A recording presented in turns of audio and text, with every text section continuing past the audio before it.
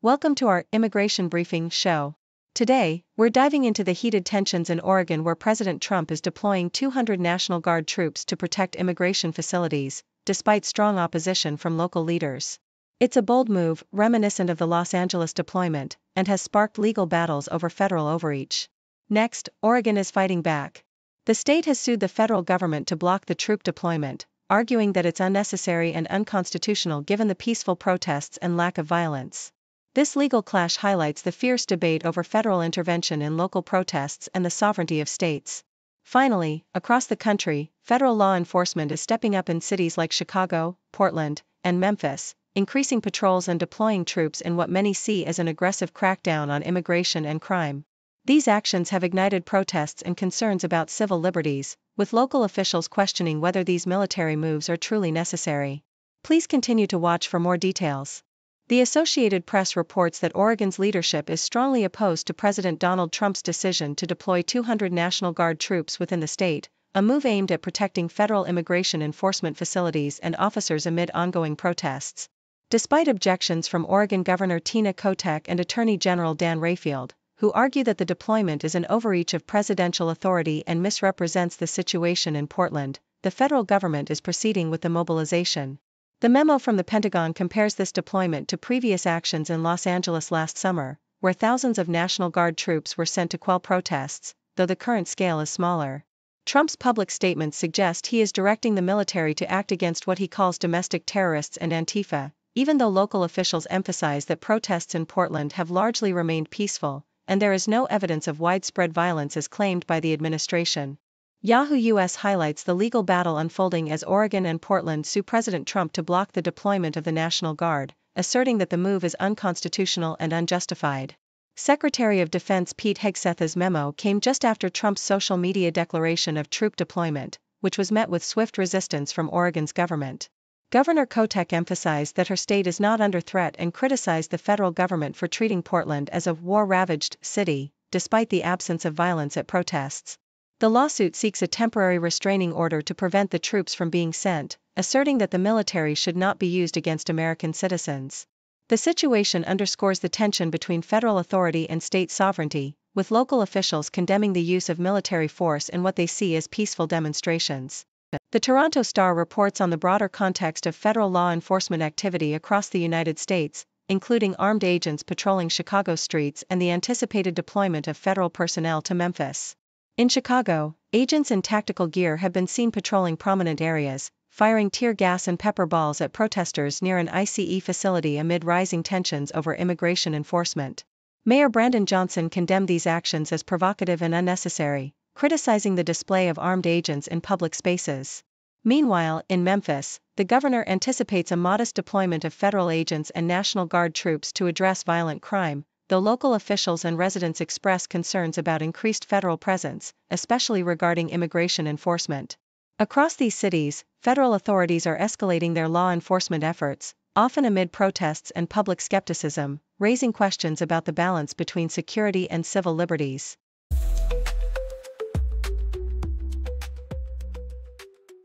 The Independent reports that President Donald Trump has called for federal troops to be sent to Portland, Oregon, ostensibly to protect ICE facilities from protests, despite a significant decline in arrests at these sites over recent months. The city's governor, Tina Kotek, firmly stated that Portland is capable of handling its own security, emphasizing that the situation is under control. The protests outside the ICE facility have diminished considerably since their peak in June, with only a few dozen demonstrators remaining daily. Despite this, Trump's administration has threatened to deploy full force, suggesting a readiness for escalation, which has been met with sharp criticism from local officials like Portland Mayor Keith Wilson, who condemned the move as unnecessary and potentially oppressive. The situation highlights the ongoing tension between federal authorities and local government, especially as Trump's claims of chaos contrast sharply with the calmer reality on the ground. Meanwhile, Nikkei Asia details South Korea's strategic move to waive visas for Chinese tour groups for the first time in 8 years, signaling a shift toward warmer diplomatic relations under President Lee Jae-myung. This policy change, effective until June 2026, aims to boost tourism by making it easier for Chinese travelers to visit South Korea, with partnerships formed between Korean Air and Chinese travel agencies, and promotions by major retail and hospitality companies. The decision marks a departure from the previous hardline stance of Lee's predecessor, Yoon Suk-yeol, and coincides with Chinese President Xi Jinping's anticipated visit to South Korea for the Asia-Pacific Economic Cooperation Summit, emphasizing a desire to mend ties and foster economic cooperation amidst regional geopolitical shifts. The Toronto Star highlights the broader context of federal law enforcement activity across major U.S. cities, including Portland, Chicago, and Memphis, amid President Trump's aggressive stance on immigration and crime. In Portland, Oregon, local officials have dismissed Trump's claims of an insurrection, asserting that the city is functioning normally and that federal troops are unnecessary. In Chicago, federal agents have used tear gas and pepper balls against protesters outside an ICE facility amid ongoing tensions over immigration enforcement. Memphis faces a federal law enforcement presence as part of a crime reduction initiative, with local leaders and residents expressing concern that increased federal activity, particularly involving ICE, could threaten the community's stability and safety. These developments underscore the contentious and politically charged atmosphere surrounding federal law enforcement's role in domestic cities, often stirring controversy and debate over civil liberties and local autonomy.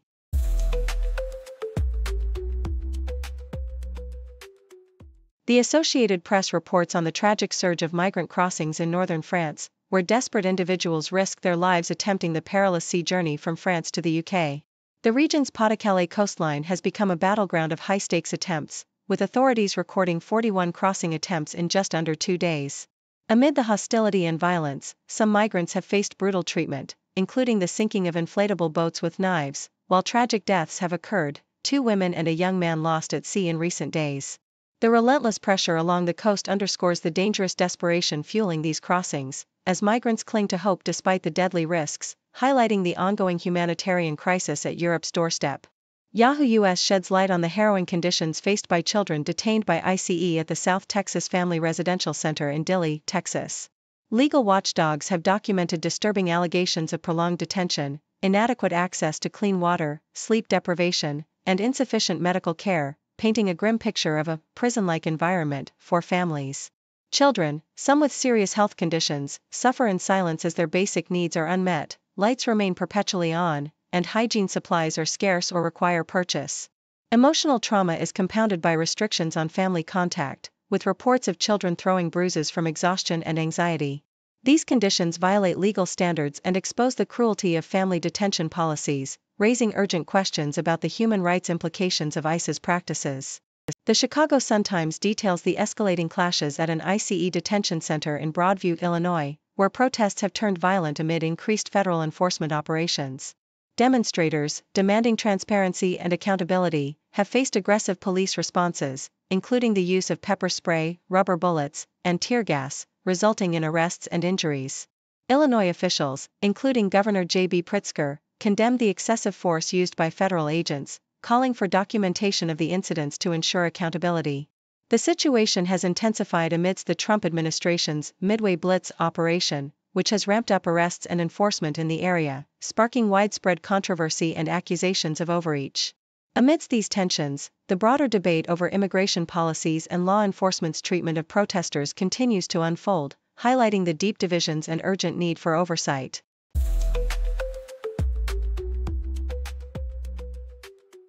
The Sarasota Herald-Tribune reports on the Manatee Literacy Council's upcoming event, Flavors of Literacy, which promises a vibrant celebration of global cuisine and culture to support adult literacy in Manatee County. The event is set for November 8 at the Manatee River Garden Club and will feature international dishes from France, Germany, Thailand, and Hispanic Caribbean regions, complemented by beer pairings, live music, and dance lessons. Michelle DeSvos McLean emphasizes the profound impact of literacy on personal empowerment, highlighting that 1 in 5 adults in the county struggles with basic tasks like filling out forms or reading to children, especially those with limited English skills. The council, established in 1978, offers free programs such as ESL, Citizenship Test Prep, and financial literacy, transforming lives through education and helping many secure better jobs and citizenship.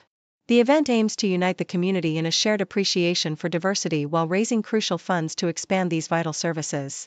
CBC details the confusing and controversial situation surrounding Irish hip-hop group Kneecap's potential ban from Canada, following a series of miscommunications and legal ambiguities. The announcement by Liberal MP Vince Gasparo, citing a dropped terrorism charge against one of the band members, sparked questions about whether the group is truly barred from entry. Despite Gasparo's claims and the lack of official notification from immigration authorities, government officials remain tight-lipped, citing privacy laws and procedural protocols.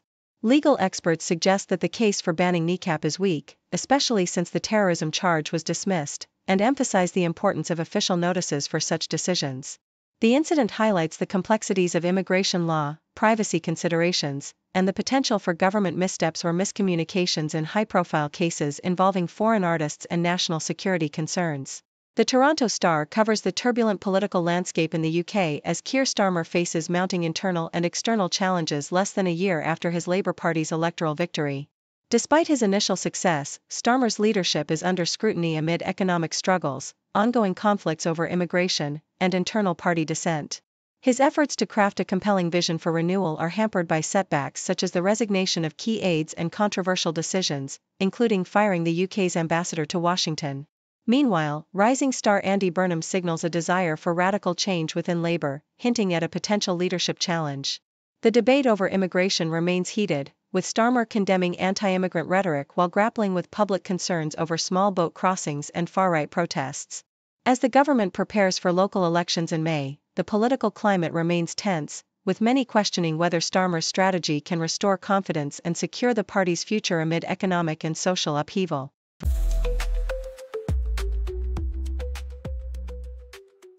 According to the Australian Broadcasting Corporation, Colombian President Gustavo Petro has made a bold stand against the United States, accusing it of violating international law by revoking his visa after he publicly criticized Israel's actions in Gaza.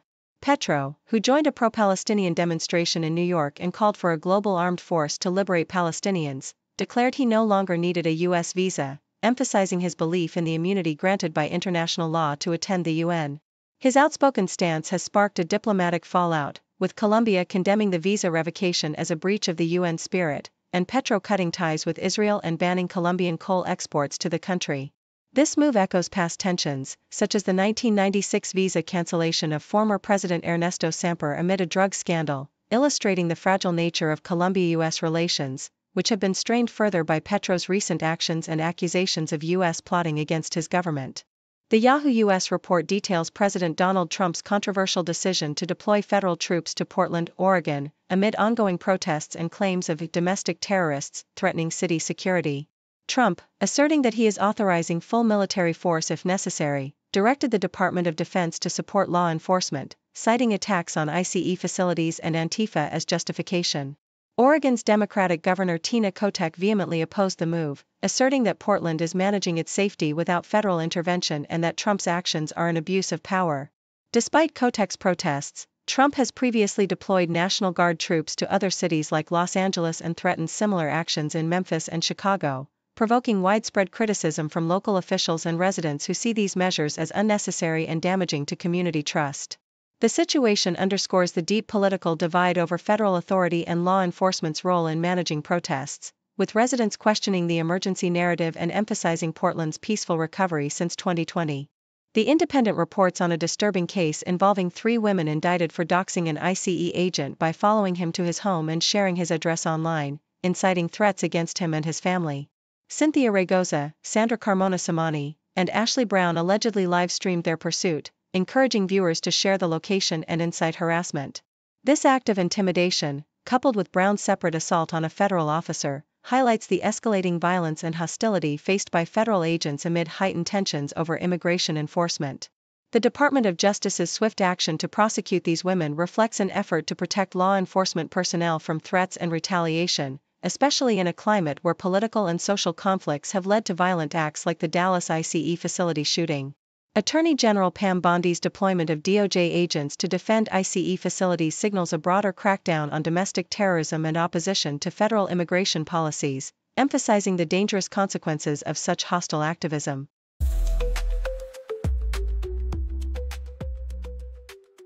Thank you for tuning in. The content above showcases the latest briefing reports and analytical synopses, thoughtfully curated by the 6Do team. These insights stem from a wide array of reputable media outlets, think tanks, government sources, and specialized experts worldwide. We encourage you to explore these sources for a comprehensive perspective. Keep in mind that while the content may not always align with the official standpoint of 6 Brief, it's not meant to be taken as absolute directives for decision-making. Comprising seasoned media professionals, learned scholars, and accomplished scientists, the 6 team embodies a trailblazing, fully independent media entity. To customize 6 Brief to meet your professional needs, you have the option to subscribe to a diverse array of briefings on our website, 6dobrief.com. Regardless of your location, you can conveniently receive 6 Brief via email. Great dragon wakes ancient streets, leading change with modern beats. Cities rise and towers peak, new dawn breaking, bold and sleek. From the Great Wall to Shanghai, progress moves as kites fly high. Tech and trade, it's all the play, future shines brighter every day. Great dragon roar, change the cars marching strong with mighty force. Whoa. New era, new wave, fast-paced day, history made in full display. Politicians make their plea, voices blend in harmony. Policies for growth and peace, ambitions never cease. Dreams of silk and digital, bridging gaps from old to new. Fortunes build and bonds renew, nations strengthen, bold review. Traditions hold, but minds explore, east meets west and knowledge door. Complex world they navigate, China's power demonstrates.